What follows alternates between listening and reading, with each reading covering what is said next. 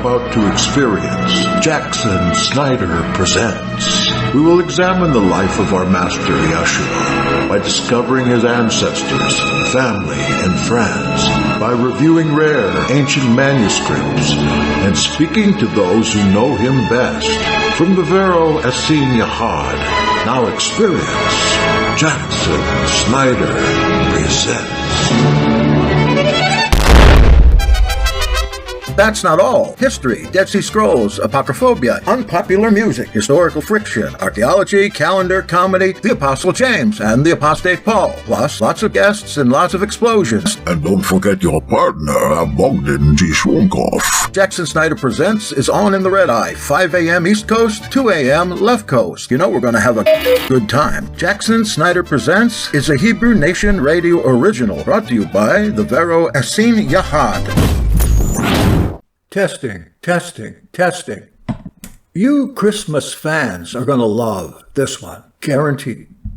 This is a short essay by William H.C. Propp, who is or was a professor of ancient history and Judaic studies at the University of California, San Diego. He's the author of Exodus 1 through 18, 1998, and Exodus 19 through 40, 2006 commentaries in the Anchor Bible Commentary series. The ancient Near Eastern roots of American Yuletide customs are manifold and fascinating. I'll concentrate here on just two major points: that the Christmas tree was originally a symbol of the Canaanite goddess Asherah, and that Santa Claus is an avatar of Asherah's consort, the high god El, who may be equivalent to the Israelite Yahweh, at least as some groups saw him. I'll conclude by showing that the customs of Christmas were brought to America by the Canaanites themselves. The coniferous Christmas tree, whether real or stylized, that is, made of metal or plastic, is customarily hung with bright votive offerings, tinsel, metallic globes, colored lights, etc. Small figurines of humans and animals may also adorn the shrub. The custom of decorating a Christmas tree is very old, as shown by a 2nd century CE description of Syrian practice. To wit, of all the festivals I know about, the greatest is the one they hold at the beginning of winter. Some call it Fire Festival, others Lamp Festival. During the festival, they sacrifice like this. They chop down large trees and stand them in the courtyard. Then they drive in goats, sheep, and other livestock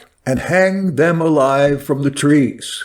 In the trees are also birds, clothes, and gold and silver artifacts. When they've made everything ready, they carry the sacred objects around the trees and throw fire in, and everything is immediately burned. Here we find customs still recognizable: selection of a tree, lopping it off at the base and erecting it for a cultic purpose, hanging it with anything valuable, bright or globular, and finally, burning it as the Yule log. Suspending animals, dead or alive, is mercifully no longer customary, although one still finds symbolic reindeer, teddy bears, troll dolls, etc., adorning many a spruce. Scholars agree that the sacred tree was a symbol of the great ancient Near Eastern mother goddess. Many believe that the Israelite god, YHWH, was no old bachelor, that in fact he had a consort, the goddess Asherah. For example, an inscription on a pithos, that is a large storage jar, from Kuntalent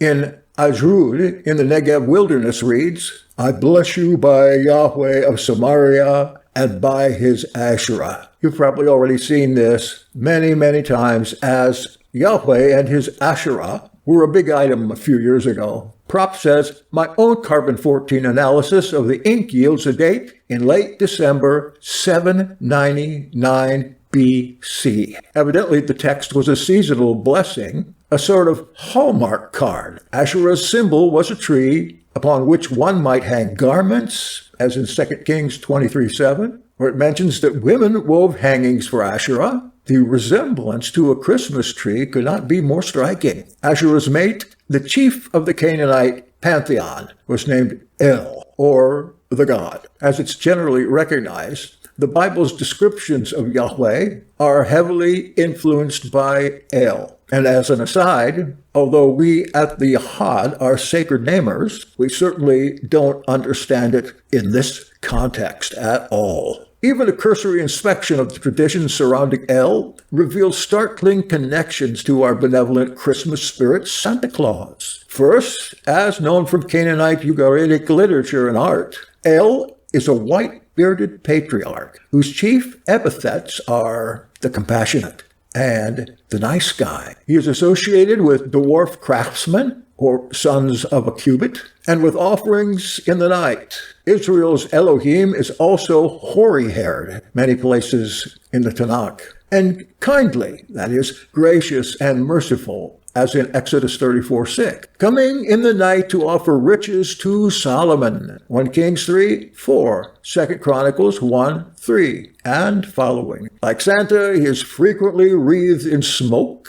Consider, too, the following question addressed to Elohim, God, that is, who is this coming, dressed in red? Why are your garments red, and your clothes like a grape treader's? Isaiah 63, 1 and 2. Winter in Israel is the somber time in which, nonetheless, in all the streets they say, ho, ho, ho, ho. Amos 5:16. Two further features common to El and Santa Claus clinch the identification. Both some descriptions of Yahweh and the Canaanite pantheon are said to dwell in Yalkate Saphon, the recesses of the north, Isaiah 14:13 and Psalm 48:2. Second, El is depicted as mounted on a chariot or throne, drawn by winged sphinxes, the cherubim. Analogously, Yahweh is known as he who sits upon the cherubim, and is sometimes depicted as flying through the air, drawn by or riding such creatures. Akkadian, the ancient Semitic tongue of Mesopotamia, teaches us the original pronunciation of Hebrew kerub, or cherub, is caribou. Thus, by discerning the Canaanite antecedents of Christmas, we can finally understand why Santa's vehicle should be drawn by caribou. The names Donner and Blitzen are German for thunder and lightning, also betray the reindeer's origin as minor Canaanite storm deities. Lastly, though the text has been somewhat marred in the course of its transmission, we're able to reconstruct a hymn on Santa's omniscience that clearly reflects his divine origin. To wit, he knows if you're sleeping, he knows if you're awake, he knows if you've been bad, so be good for goodness' sake. Santa Claus, like El, is the heavenly judge, meting out rewards and punishment. Every Christmas Eve, he goes from house to house, assessing human righteousness, and, if a household is found worthy, sliding down the chimney to deposit his gracious gifts beneath the boughs of his beloved Asherah. A loose end in this analysis, I must admit, is the name Santa Claus itself. One thing's clear, however. There is no connection with the 4th century Saint Nicholas, Bishop of Myra, who was not fat, married, or particularly generous, nor did he associate with craftsmen of any stature. My best guess is that Santa Claus is a corruption of Semitic Shantakula, which means complete year, or Shantakalat, the year is over. Santa's iconographic rotundity probably symbolizes the roundness of a full year. If these correlations are valid, I think their cumulative force is undeniable.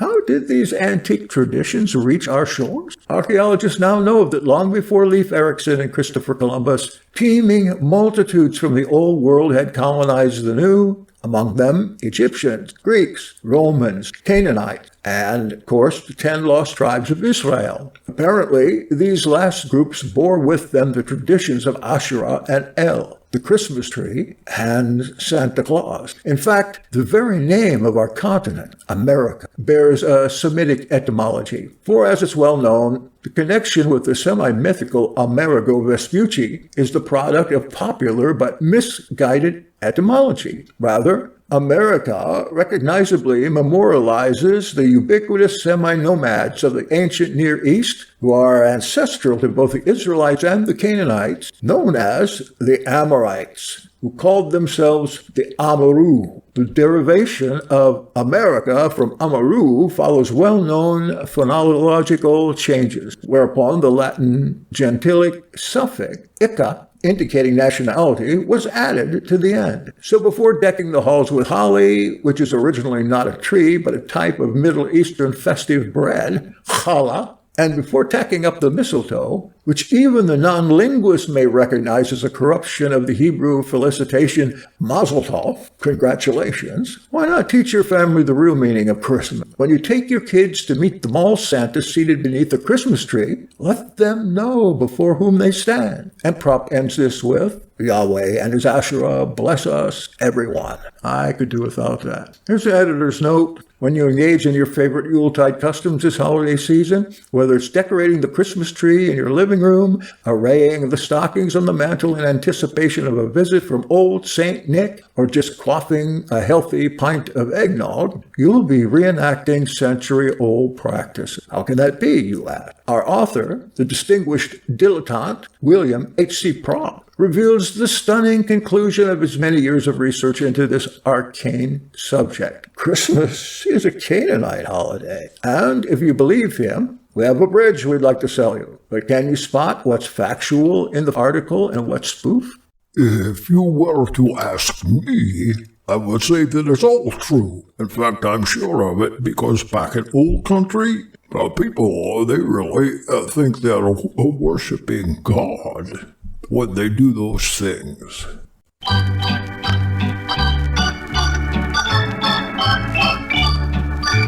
My wife says to me, let's not drive the old coupe.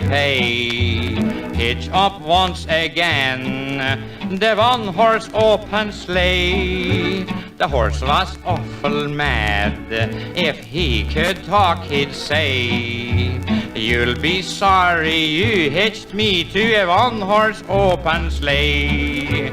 Jingle bells, jingling all the way.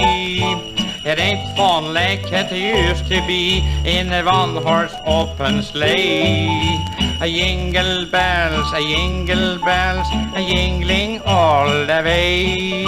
I should have worn long underwear in that one-horse open sleigh.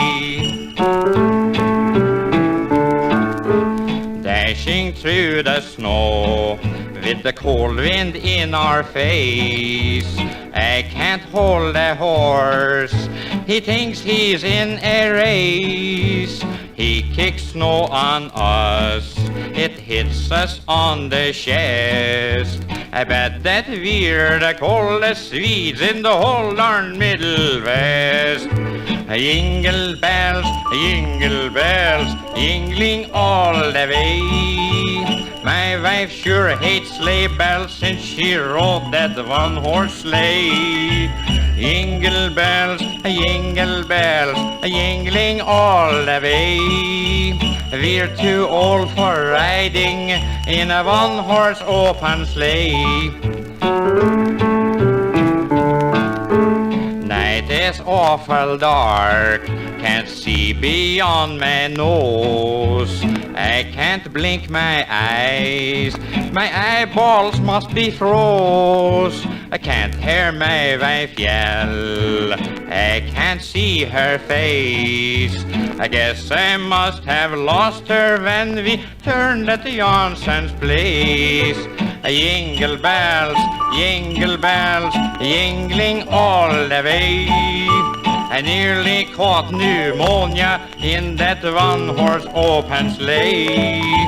Jingle bells, jingling all the way.